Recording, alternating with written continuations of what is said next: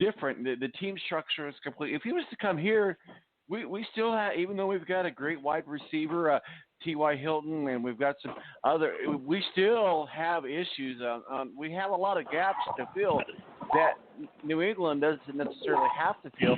Speaking of wide receivers, there's a rumor out there that Nelson Aguilar from the Eagles, that Ed Kratz, beat writer for the Philadelphia Eagles, who typically joins us for NFL Talk, is not going to be able to join us today. He will be in town for the NFL Combine, but he thinks that's a very real possibility because he's not coming back to the Eagles. They know that pretty much a solid fact, and he says that it's a pretty good sign that Nelson Aguilar will come to the Colts, which is good because we need somebody to fill in that gap that T.Y. Hilton, when he's on his game, but when he's not, God, he's not. Well, what the Colts need, and he's a fine player, Aguilar, I like him. The Colts need what they thought they were going to get in Devin Funchess. They need a big physical wide receiver that's a possession receiver, and they need that desperately. I don't know that that's Aguilar. I mean, you know, and I don't know that it's not one of those two guys that you've heard about them connected with in the draft. But boy, you're right. They need a legit second wide receiver that's going to take over the right side of the field, because that's what they're missing on offense. I think the Colts have more tight ends than anyone in football. They don't have a George Kittle, they don't have a Gronkowski, but they've got solid play at the tight end position. When Hilton is healthy, he's one of the top, well, let's at least top 10, maybe top 5 wide receivers in football. They need a legit second wide receiver to allow the other wide receivers that they have that have come forward to play in the slot. And occasionally, when they're really good, is when they can occasionally move Hilton around all over the field. And that's when things happen, right? I mean, that's when the big plays happen, when they can slide him over to the slot or, Big Ben left, Big Ben right, and have a stack and run some legal pick plays. I mean, that's when the good things happen for this team. The offensive line, I still think, needs some help. I feel like I'm on the outside on this. I would like to see the right side of that offensive line restructured a little bit. I think they could use another, and let's assume that Costanzo's coming back, right? I mean, I think hopefully he is. Yeah, I think they fingers could use crossed, right? Yeah, right. I think they could use a little adjustment on that right side. I thought there was some vulnerability there, especially as the season progressed. And I'm not smart enough to know if that's because Brissett was holding onto the ball too long, or I don't know that stuff. I just saw that the right side, he got sacked a lot from the right side. I think Braden Smith, if he was able to move into guard and then they were able to figure out a different situation at right tackle, I think that would make that great offensive line, and they're great, be even better. So, I mean, that offense, I feel like that offense is close. I feel like the defense isn't terribly far away either. I think they just need to keep adding pieces and parts to it. And you have a team that, outside of, I hate to bash on Brissett because I don't know how injured he was. And I just, listen, the play speaks for itself. I mean, right? I mean, they lost a lot of games down the stretch, and it seemed to be because of the quarterback. Now, maybe that's being too simplistic. But I think that I'm kind of buying into the Irsay. That team is close to being at least a playoff team, if not maybe even a team that can make a little 2 or 3 game run in the playoffs. Let's talk a little bit about AC. If he does retire, which we hope he does not, and he's got to make that decision relatively soon, you would think, for all aspects, for himself and for the organization, so they know what they're doing. But let's just play the devil's advocate here, and he says, yeah, it's my time. What does the Colts do to fill that gap? Because if Anthony goes, well, they've got an immediate, more urgent than the quarterback situation to fill. And that might be the linchpin of the offseason. Again, we don't know. This decision might have already been made for all we know. We don't know how these things work. But because we know the Colts are always upfront and honest with us at all times, right? Well, listen, I don't think there aren't many teams that are, so I don't get too down on them for that. I think at times they've been their own worst enemy in that regard. But to be fair to them, it's not like Oakland's coming out and saying, "Oh well, no, actually, this is what we're going to do when we move to Vegas." I mean, everybody is it's gamesmanship, right? So I get it. But I think what they've got the ability to at least address the situation. They have all the cap space that they could need. They have 3 picks in the top. What is it? The 3 picks in the top 45 or something like that. Mm-hmm. Something like that. So you can go one of two. Yeah, I mean, speaking of Eagles, Jason Peters is available. We think he'll be a free agent. So that's a guy that you could bring in on a short term and help someone along through the draft to take that left tackle role. There might be others that I'm not aware of that are available, and there's always trades. That's not the typical route to replace people in the NFL, but it's possible. And then the draft is I think it's a draft that's deep in a lot of positions, and I think defensive and offensive line, it seems to be that from what you read at least, that it's a deep draft in those positions. So I mean, listen, it would, I think, make everyone feel just a lot better if Costanzo came back and gave it a few more years. But if he's not in it anymore, I think the same thing with Luck. If Luck was done, then he's done. You don't want a guy that's done playing. That's when disaster happens. So hopefully he's still got the fire and the want to play. But if he doesn't, it would, I think, change the off season. But I don't know that it like 100% completely derails it either. We got the NFL Combine coming here to Indianapolis. Hopefully, still many more years to come, but we don't know about that. Certainly, there's a lot of rumors that they'll be moving out to L.A., but for the moment, they're going to be here in Indianapolis. And when the Combine draws near, there's a lot of talk, there's a lot of things going on. But this isn't a job interview for the players in the Combine.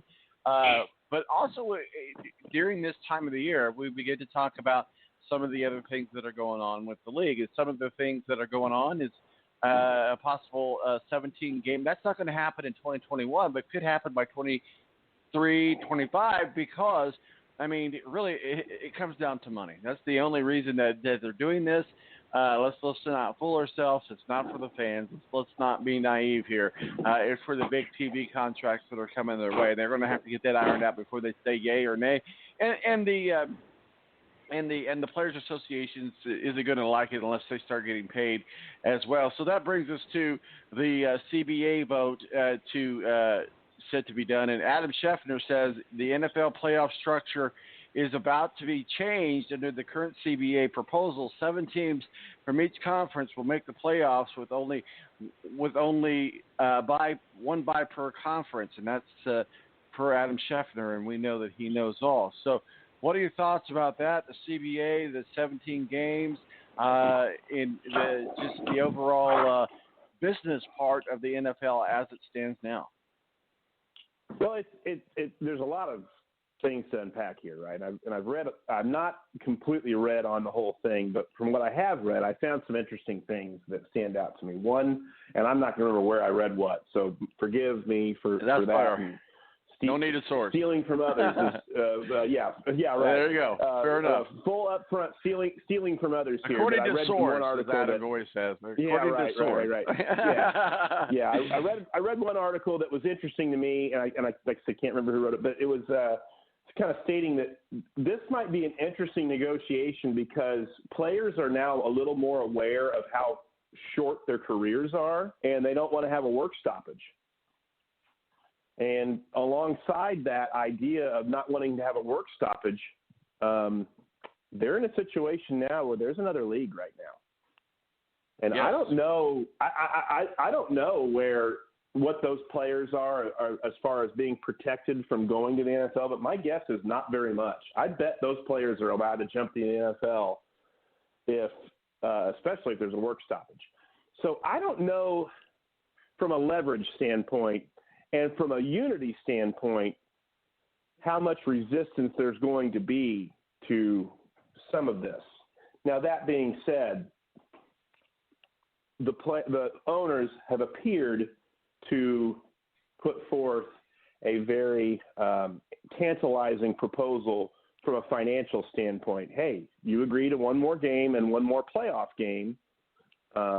Here we go. You're going to get essentially $5 billion. Oh, that's hard. I mean, listen, that's hard to say no to. But you're going to add a game on a neutral site, which I think is okay. We'll see. Every team will play a neutral site game. That's interesting to me because you cannot have New England with 9 home games.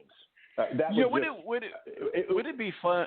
Oh, I'm sorry to interrupt you. Wouldn't it be fun for every NFL, non-NFL city? Let me put it that way: non-NFL city to have the opportunity to have an NFL game. Lincoln, Nebraska. I'm just throwing out towns. Lincoln, Nebraska. Columbus, Ohio. Columbus, Ohio. Yeah. Towns that maybe have big arenas for college football. Wouldn't it be fun to have that to be the neutral site as opposed to, well, the neutral site is somewhere within the proximity of like the Colts neutral site might be at Purdue or IU. That's not really a neutral site. Let's go the Colts and the Titans, but and they play in neutral site. Yeah, and they play in Lexington or something like that. Now that could be cool. Exactly. Yeah, I think that would give an opportunity for a lot of fans that maybe don't normally have the opportunity to go to a game if they're going to do it that way. Yeah, because to your point, this is not about gate, right? I mean, this is about TV money. This is about them being able to say, we are giving you an extra week of programming. Essentially extra 2 weeks. Well, not 2 weeks, but they're getting extra games because the idea is that only one team would get the bye by adding another wild card, a third wild card.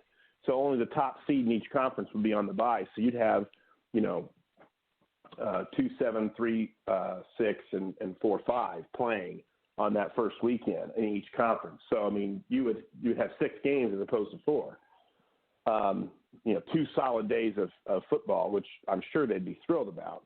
And then the whenever your neutral site game would be, and I assume they'd spread those out throughout the season, you could still sell tickets, and maybe you would only have a 35,000 seat stadium or 50,000 seat stadium, but obviously it's going to garner the same ratings that every week of football does.